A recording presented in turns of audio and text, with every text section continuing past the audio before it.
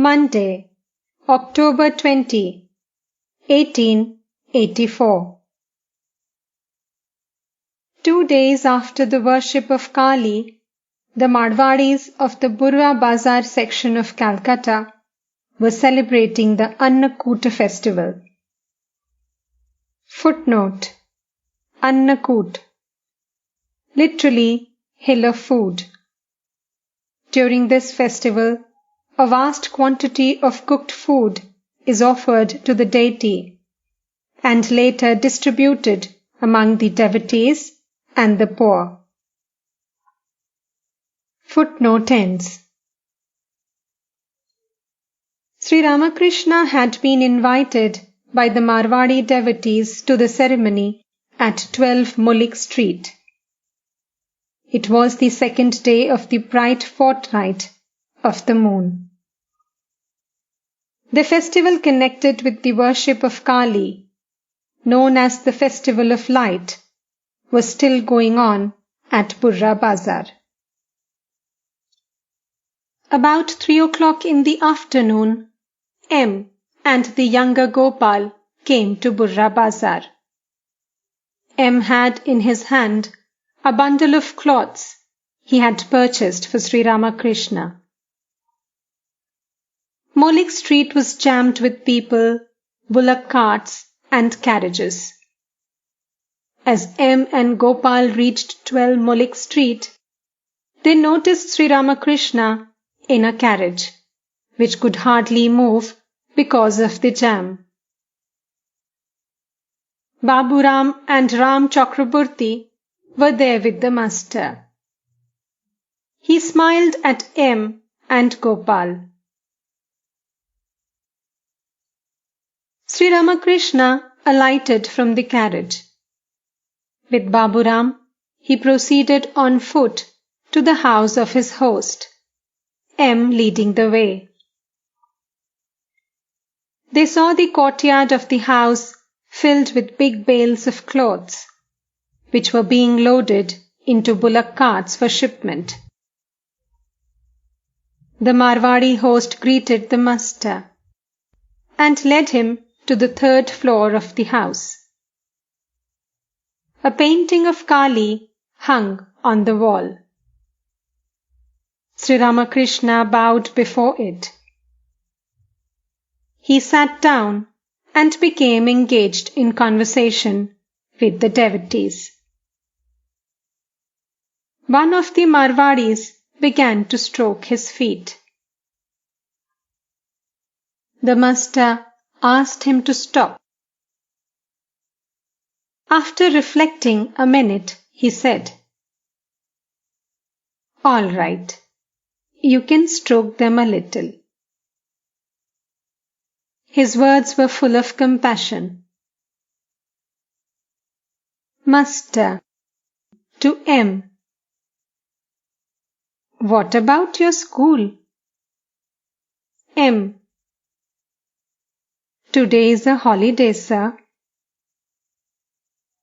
Master, smiling, "Tomorrow there will be a musical recital of the Chundi at Odhur's house." The host sent a Pandit to Sri Ramakrishna. He saluted the master and took a seat. Soon they were engaged in conversation. They talked about spiritual things. Master, God incarnates himself for the bhakta and not for the jnani. Pandit, I incarnate myself in every age for the protection of the good, for the destruction of the wicked, and for the establishment of dharma. Footnote: Bhagavad Gita, chapter 4, verse 8. Footnote ends. God becomes man, first for the joy of the bhakta, and secondly for the destruction of the wicked. The Jnani has no desire. Master, smiling. But I have not got rid of all desires. I have the desire for love of God. The Pandit's son entered the room. He saluted the master and took a seat. Master, to the Pandit. Well, what is bhav and what is bhakti? Pandit. Meditation on God mellows the mind.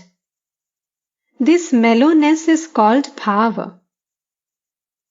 It is like the thawing of ice when the sun rises. Master. Well, what is prem?